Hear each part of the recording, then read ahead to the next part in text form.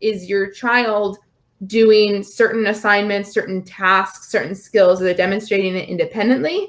Do they need support? And if they need support, what kind of support? Do they need hand over hand support? Do they need visual cues, verbal cues?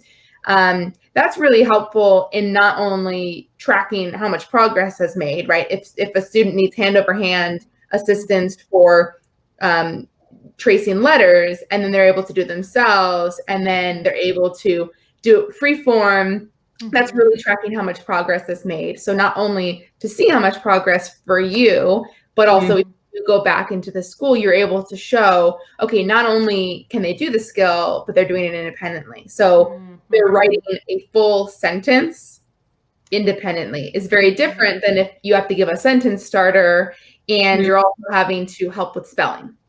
Yeah. Right. Yeah.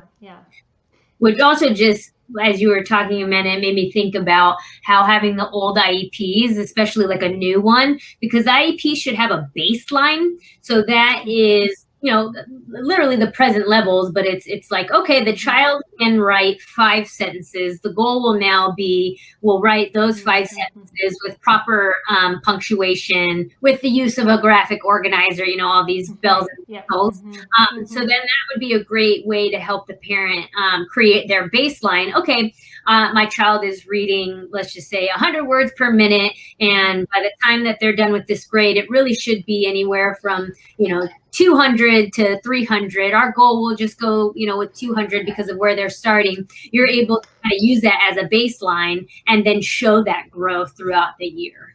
Right. And I can also see the benefit too, if you're keeping track of those things, that you're also documenting the rate of learning, which is a really difficult thing to be able to articulate. But if you have the data to show that it took them this long to achieve this goal and these were the steps involved, then more than likely that's going to transfer to other things that child learns as well, because their brain it takes that long to learn a new skill or to process things.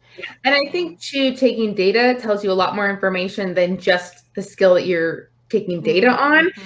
We get a lot of parents who say, well, how do I figure out how my child best learns? And sometimes it's trial and error, right? So if you're not sure how they best learn reading comprehension, have them read in different settings. You read to them, have them read aloud, have them read in their head, have them read it while you're saying it out loud. There's so many different ways. Have them do it in a comfortable seat, have it doing standing up, have it when they're juggling balls. I mean, there's so many ways you can try it to see, oh, well, when they did it this way, with, using some kind of tactile, okay, they were able to focus better. Or if they heard it and saw it at the same time, that means that they need the auditory paired with the visual. So there's just so much information that we wouldn't know about a child until we tried it. And assessments aren't going to always tell you, because assessments are using kind of one factor at a time. So the data can really you could say, okay, these 3 opportunities, we're going to do it, this way. Then the next 3, we're going to do it this way. And maybe we're going to mix it up and we're going to use 2 different, different things along with it. It can give you a lot of information about how that child best learns. And then that information is going to be so helpful, not only for you, but if you do go back to the school and saying, I know that my child absorbs information from a text and is able to apply it to content if they pair their reading it in the book with audio. Yeah. And right now, I think that's the advantage if people are homeschooling because of COVID, is you have the ability to experiment beyond the classroom in ways that you've never had before. And to take advantage of that,